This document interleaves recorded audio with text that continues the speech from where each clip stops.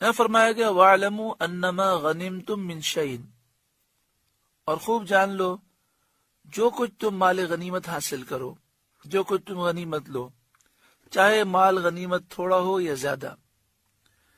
جب جنگ میں اللہ تعالی مسلمانوں کو فتح عطا فرماتا ہے اور کافروں سے جو مال ملتا ہے اسے غنیمت کہتے ہیں.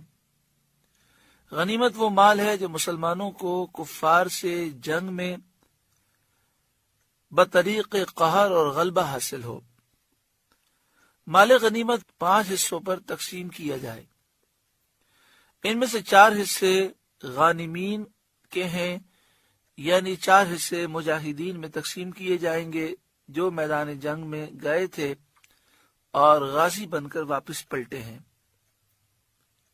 4 حصے مجاہدین میں تقسیم کیے جائیں گے جو میدان جنگ میں گئے اور اللہ تعالیٰ نے اس جنگ کے نتیجے میں جو مال عطا کیا وہ ان مجاہدین میں تقسیم کیے جائیں گے 4 حصے، یعنی کل مال کا 80% مجاہدین میں تقسیم ہوگا، اور جو 20% بچنے والا ہے جسے 5واں حصہ کہیں گے، یہ 5واں حصہ 5 حصوں میں تقسیم ہوگا. ان میں سے ایک حصہ جو کل مال کا 25واں حصہ ہوا وہ رسول کریم صلی اللہ علیہ وآلہ وسلم کے لیے ہے. ایک حصہ آپ صلی اللہ علیہ وآلہ وسلم کے رشتہ داروں کے لیے ہے، اہل قرابت کے لیے، اور 3 حصے یتیموں، مسکینوں اور مسافروں کے لیے ہیں. رسول کریم صلی اللہ علیہ وآلہ وسلم کی وصال ظاہری کے بعد آپ صلی اللہ علیہ وآلہ وسلم کا حصہ اور آپ صلی اللہ علیہ وآلہ وسلم کے اہل قرابت کے حصے بھی یتیموں، مسکینوں اور مسافروں کو ملیں گے. اور اگر کوئی سید یتیم ہو، مسکین ہو یا مسافر ہو تو اسے بھی اس میں سے حصہ دیا جائے گا، اور یہ 5واں حصہ انہی 3 پر تقسیم ہو جائے گا. یہی قول ہے امام اعظم ابو حنیفہ رضی اللہ تعالی عنہ کا.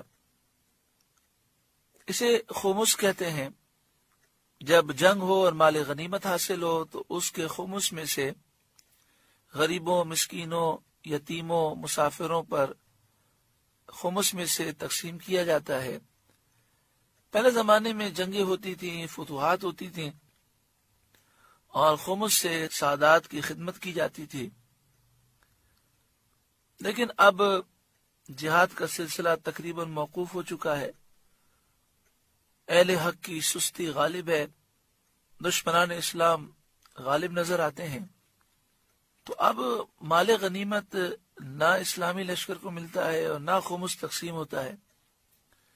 تو جو سادات کرام ہیں، جو سید ہیں، وہ زکوٰۃ تو لے نہیں سکتے، صدقہ فطر نہیں لے سکتے، صدقہ واجبہ نہیں لے سکتے. تو اب ان کی مدد کس طرح کی جائے؟ بڑے دکھ کی بات ہے، بہت افسوس کی بات ہے کہ اس طرح توجہ نہیں دی جا رہی. حالانکہ نبی اکرم صلی اللہ علیہ وآلہ وسلم کے شہزادے سادات، ان کی خدمت نبی اکرم صلی اللہ علیہ وآلہ وسلم کے قریب کر دیتی ہے. لوگ ہم سے سوال کرتے ہیں کہ جب زکوٰۃ سے مدد نہیں کر سکتے تو اب ہم ان کی مدد کس طرح کریں؟ اس کا جواب بہت آسان ہے. بتائیے، اگر آپ کا بیٹا بیمار ہو تو کیا آپ زکوٰۃ سے علاج کرائیں گے؟ تو جواب یہی دیا جائے گا کہ نہیں، ہم تو اپنے پیسے سے اپنا گھر بیچ کر علاج کرائیں گے.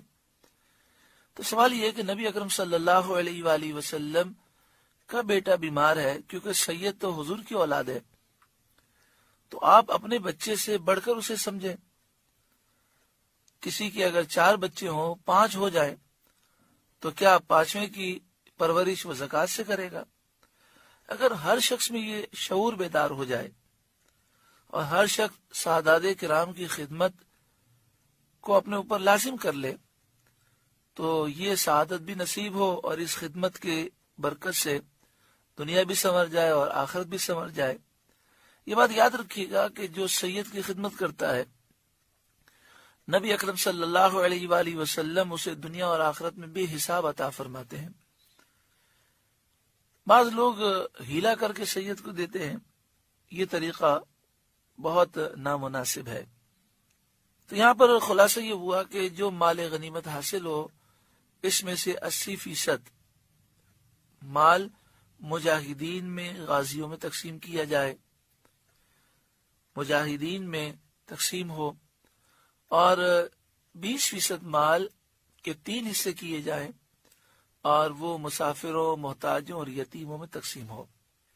ان کنتم آمنتم باللہ، اگر تم ایمان لائے ہو اللہ پر، وما انزلنا علی عبدنا یوم الفرقان، اور اس پر جو ہم نے اپنے بندے پر فیصلے کے دن اتارا، فرقان کے دن اتارا، یوم التقى الجمعان، جس دن دونوں فوجیں ملی تھیں۔ یوم الفرقان 17 رمضان المبارک کو کہا جاتا ہے۔ غزوہ بدر اس دن ہوا اور اللہ تعالیٰ نے فتح عطا فرمائی۔ جمعے کا دن تھا، جمعے کی صبح، 17 رمضان المبارک سن 2 ہجری۔ ایک روایت 19 رمضان کی بھی ہے۔ اس وقت صحابہ کرام کی تعداد 310 سے کچھ زیادہ تھی، مشہور روایت ہے 313 صحابہ تھے۔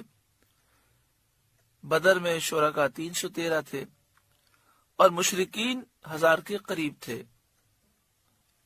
اللہ تعالیٰ نے انہیں شکست دی، ان میں سے 70 ہلاک ہوئے اور اتنے ہی گرفتار ہوئے۔